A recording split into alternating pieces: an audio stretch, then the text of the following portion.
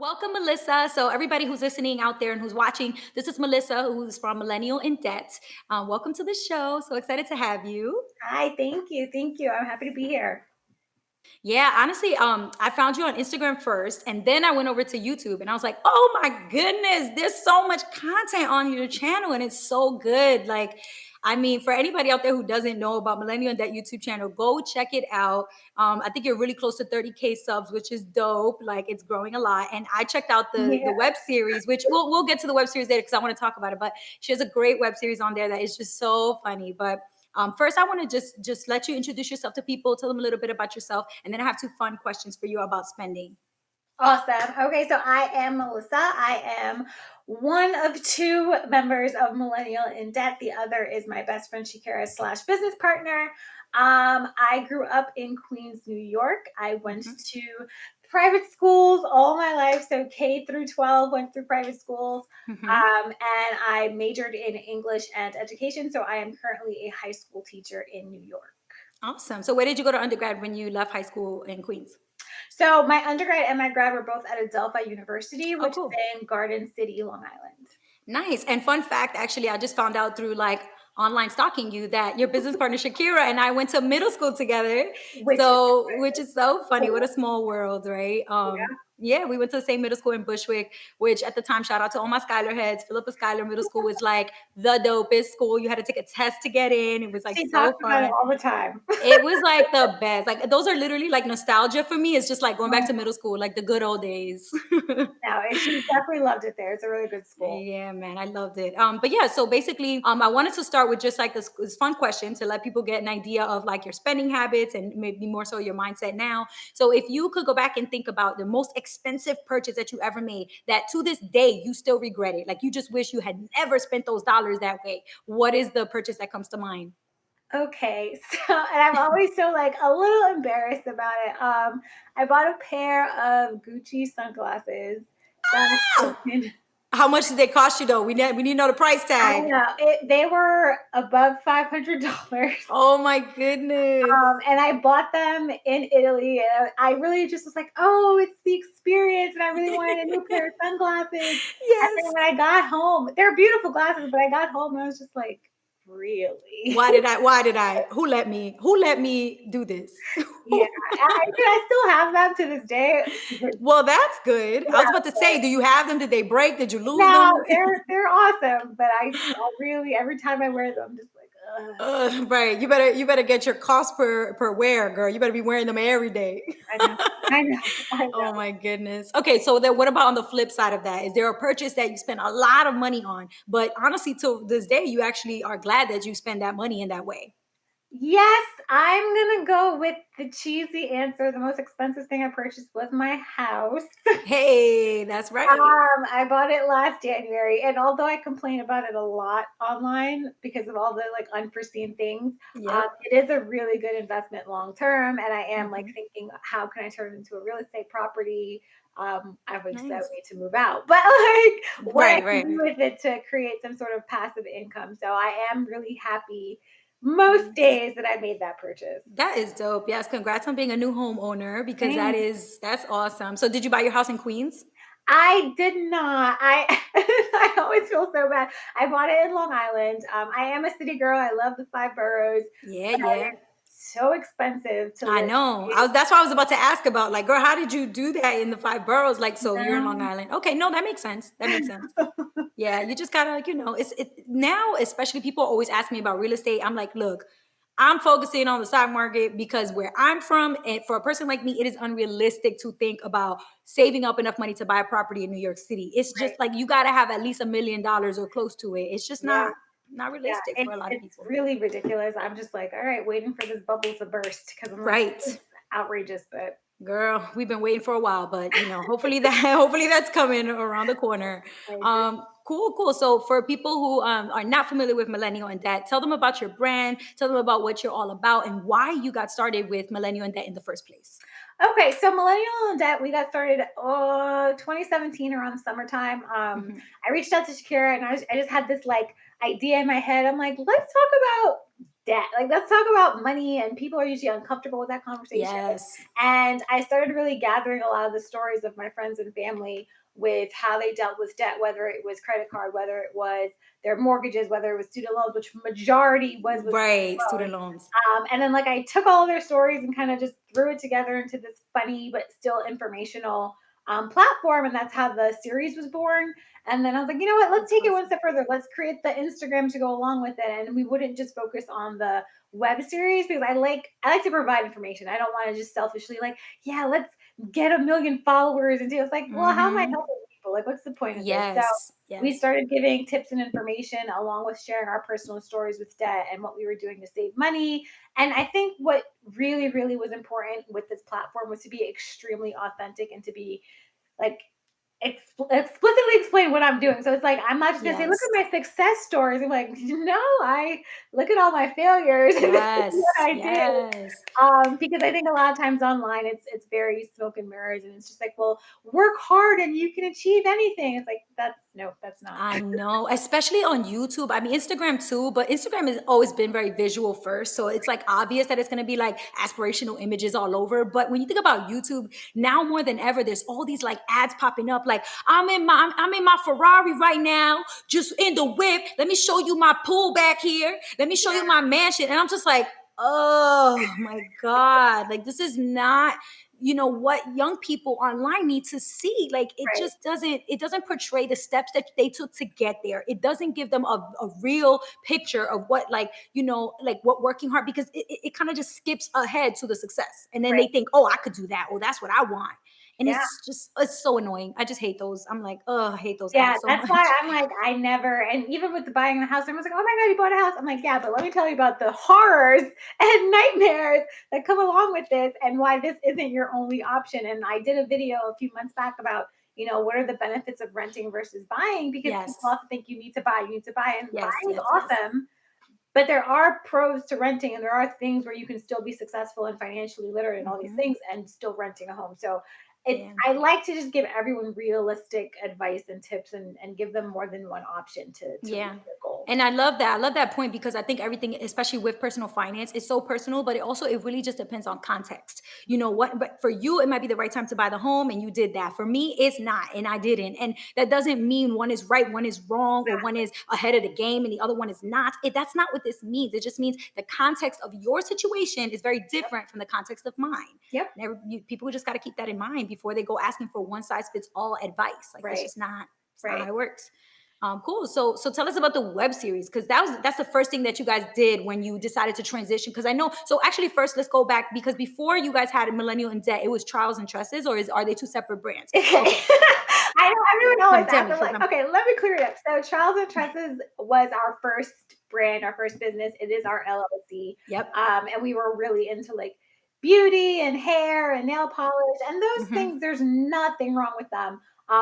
They just weren't my passion. And I'm like, I can't sustain a Yeah, lifestyle online of like doing my hair every 5 minutes when I really yeah. put a bun and be done with it.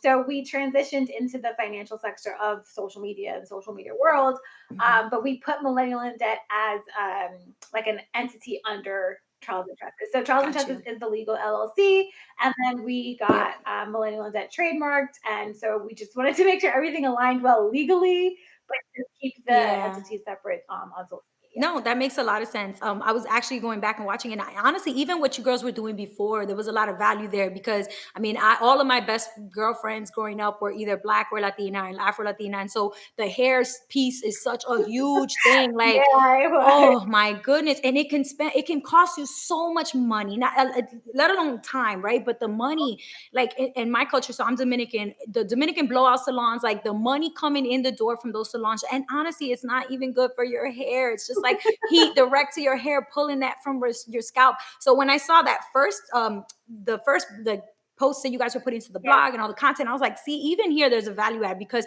when you shift to being natural, like I've heard so many girls tell me, you don't know how much money I've saved just being natural, just doing my own hair. Yeah. Like, Yeah. It's a direct link. I mean, you can't. I mean, obviously you're buying products and things, but when you go the natural route, you do save so much money. Right. So that makes a lot of sense. Okay, so then you guys decided to do your main way that you were going to get this content out there was to do a web series. So tell us, how was that? Like, what was it like to develop your web series? Did you write it? Did you have help? Did you guys like come up with it all on your own and then filming it? What was that like? Like, I'm so curious. It was probably one of the most exciting times of, like, my life. Not saying my life's boring now, but it was just so cool, and Yeah. it really, like, allowed so many creative aspects to come out and not just one thing. So, I wrote the entire first Yes. season, and then the second season, Shakira wrote one of Awesome. the episodes, one of our actually most popular and awarded episodes. I'm like, "Yeah, girl." Yeah, because she was, like, terrified. She's like, Yes. I don't know what to write." So we wrote That's that, and awesome. then I filmed one episode because I just wanted to try and see like what it was like. It's very long days, so I understand a lot. I'm no celebrity or movie star, but I understand like being tired, repeating the same lines over and over Yes. again. And it gave us Yeah. a lot of access to work with a lot of really cool people, photographers, filmmakers, directors. It was just really an awesome experience. And people have been asking like, when's When season season three? three? Yes, when season three coming. I was about to ask, girl, is that in the pipeline? Okay. So I have written season three, Yeah, but our filmmaker and myself and Shakira have just both like all been so busy and just right. getting together and getting like a cast and people to come in. It's scheduling is difficult, Yes, but I it could is written. imagine. Well, I could just imagine because there's so many people and everybody's schedules, right? And you have to coordinate that with everybody, all the way down from staff to people working on the creative team to the actors. Like, it's a lot. I could just Yes. imagine. And it's not, and I prefer to film in like the spring, fall going in, or summer going into the fall, Yeah. because we do a lot of filming outside or in people's Hmm. homes. So wintertime just isn't conducive to those Yeah, it's things. not cute. Right. So we'll see if we ever get back outside to be Right, right, excited. right. I was about to say, well, when we leave, when we are back Yeah, allowed when outside. we get to go outside, we'll give it another shot. But I'm Oh hoping my to goodness. bring it soon.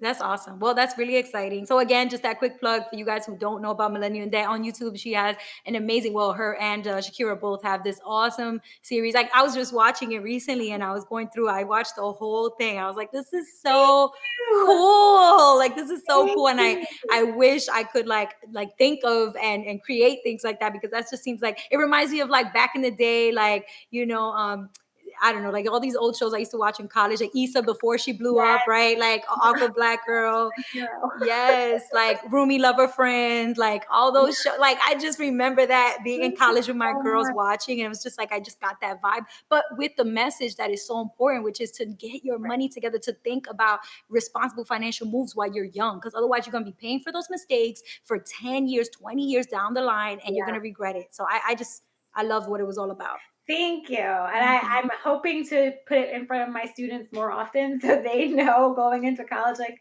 this is what your teacher did. Don't Yeah. don't make those same mistakes. Yeah, I love that. Wait, so do you actually, so tell me about your high school teaching career. Do you actually get to teach financial content to your students or is it very much like academics? Well, so I teach ninth grade. So for them, they're doing mostly academics because we have a curriculum to follow to Hmm. prepare for state exams. This year, I was very Hmm. fortunate enough to teach AP literature to my 12th grade, and they are finishing Nice. up their AP curriculum very shortly because the test is coming. So I'll have about 4 or 5 weeks with them. Where we're not on track for any particular curriculum. So I am going to be doing financial literacy with them, which is so I'm That's excited because dope. I've never actually formally taught it in the classroom before, and they're excited because Yeah. they've been asking me these questions. As soon as they stumbled onto my YouTube page, like, I'm sure they found it yeah, right away. they did. They've been very sweet about it, but they have all these questions, and I Oh, really do want to take the time to answer them and go over things with them. yeah. So they're preparing for college, they're Yeah. preparing to go into the real world, get jobs and things. So it's going to be a really fun time. So I'll be sharing that on Instagram. That is awesome, girl. Well, I got a treasure trove for you. So I work my full time job 9 to 5 is I work at a nonprofit called Next Gen Personal Finance, and we create lesson plans, games, activities, projects, case studies, all for high school personal finance teachers.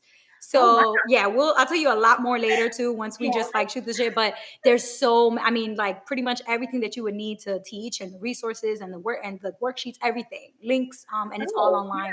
yeah. We'll talk when we get Yes, girl, I'm gonna put you on. I'm gonna hook you up. I'm gonna hook you up. awesome. That's so Yeah, cool. because honestly, like that was one of the things for me that like when I paid off all of my debt, and maybe you relate to this, but once I finally paid off on my credit card debt, like even through the process of figuring out how to pay off debt, I was feeling frustrated by the debt, but I was also feeling angry at the fact that nobody ever taught me this. And I'm looking at the school system like, come on now, I went from kindergarten all the way through 12th grade. Granted, I went to New York City public schools, but whatever. I got a full ride to Brown, end up at a great university, surrounded by super smart people, kids of all the wealthy, still never got a class in money management, Right. and then got my master's, start teaching. And I'm like, how is it possible that I go through the system start to finish and never had anybody teach me personal finance? Like it's borderline Yeah. criminal that we don't include it in the curriculum. I agree, and the kids want it.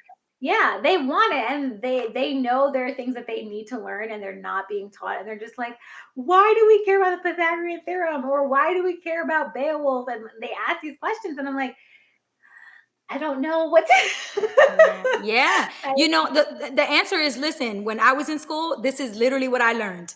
And it hasn't changed. It hasn't changed. So who can change it is you, the students, the teenagers. They have to get empowered. Like if you think about the shootings in Florida and Parkland, right? The movement, anti-gun movement in Florida was those Parkland kids. absolutely. They were the face of that movement. So you can tell them, listen, I'm a teacher. I work within the system. I'm given a curriculum, and my job is to teach it to you to prepare you for this test. If you want your little brothers and sisters and your little cousins and nieces and nephews and your little neighbors and friends to go to school and have a different experience than what you had, then you have to be the one to advocate. Right. Y'all have to start a youth movement demanding for change in education, because it can't come from us, the teachers. We have very limited control in what we can change within the system. Absolutely, and I tell them, and I really think they'll get it done. This generation, it's been quite beautiful seeing them because I had them when they were freshmen as well. But this generation is they're very aware that what happened before is not effective and not helpful, Right. and they're not shy about pointing that out and making movements. So they're really big into climate change, and they've Yes. been teaching me things, and I'm hard headed. They're like, no, Hmm. Hmm. Yes. no, you need to do this. So I think as soon as they hit the ground running, they'll be able to do things Yeah. that we can't even imagine doing Yep. at their age. So I'm very hopeful for them. Yeah. They got it. I mean, and honestly, is when they see things like what you're doing with Millennial and Dead, what I'm doing with MissBeHelpful, what other people are doing with all these brands around personal finance, like hopefully that is empowering, but also and inspiring, but also like it gets them to take some action. Because like for me, I could sit around, twiddle my thumbs, and complain that I never got taught personal finance, or I can create a platform that teaches it so that no one else has gets to say, oh, I never learned it, or yes, you did. You had all these videos online that I didn't have when I was growing up. So it takes somebody to finally come in and create that change. Exactly. I agree 1000%. I'm excited to see what they do, and I'm excited to see how our generation kind of builds that step for them to take. So Yes, that's 100%. teamwork, teamwork. That's right. That's right. The generations have to work together. I hear that. Okay, well, that's such a fun thing. Again, I just want to tell everybody to, if you have not already, check out Millennial and Dead on YouTube, but also let everybody listening and watching know where they can find you. And then we're going to wrap up with one more fun question. Sure. So we are on YouTube, Instagram, everything. At Millennial in Debt on Twitter, we're Mill in Debt because it's shorter handles. Yep. And you can find tons of articles and resources on charlesandtresses.com. I'm available via email, DM, everything. I answer everything. But so come in, join the family. Yes, I love it, love it. Definitely do not be shy to reach out. Melissa, your personality is so electric. Like just watching you on YouTube, I was like, oh, this is my soul sister. Like I feel like we are already Thank you friends. so much. Oh my God, that's so cool. Yes, we are absolute digital friends. If we ever get to come back I outside, know. We'll make it happen in you and person. I will come, we'll hang out, we'll go to like brunch, something Yes, do on the something street. together. I love I that. know.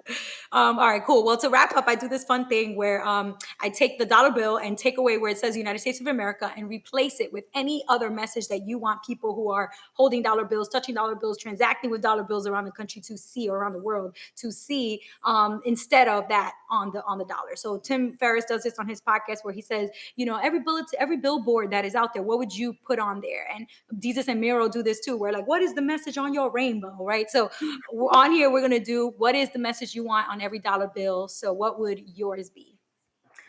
I love that question. I would say on the dollar bill, I would put, um, do what works best for you. I think that's really important Love because, it. like I said, there's a lot of financial platforms online and they're all really great, but I Hmm. think you need to do what's best for you. And I always say, speak to a financial advisor or speak to someone. Don't just go with what one person's saying online. So do what's best for you. Love it. Like, I love it. That's basically do you, boo. That's Yeah, basically what that is. yeah. There you go. Do it. That's it. I love that. Well, thank you so much, Melissa. Again, everybody, Millennial in Thank Debt. you. Thank you for your time. Loved it. Thanks for your My energy and pleasure. keep Bye. doing you, girl. Bye bye. If you like this video, which I'm sure you did because the video was the bomb, then you're gonna wanna watch all the other episodes of the Mind Your Money with Miss Be Helpful podcast, and they're all right here in this playlist. So click the playlist to watch those episodes. And if you haven't subscribed to this YouTube channel yet, I don't know what you're waiting for. Click the subscribe button right now so you can get videos every single week and to join Team Be Helpful right here. That's all I have for you guys. Till next time, peace.